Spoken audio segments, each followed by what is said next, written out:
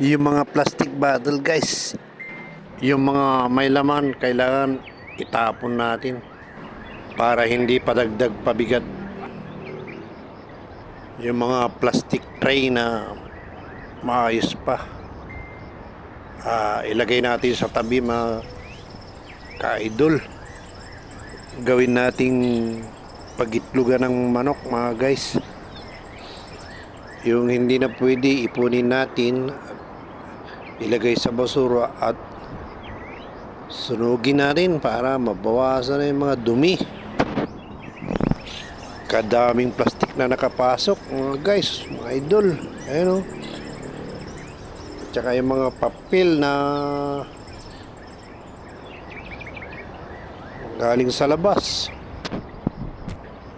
Ang daming plastic na dinala ng tubig.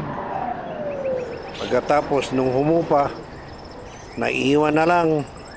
Ayun, naging dumi sa paligid mga guys.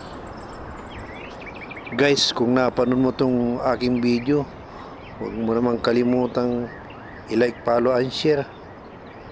Bye-bye! God bless sa ating lahat. Hanggang sa susunod na video. Maraming salamat sa panunod. Bye-bye!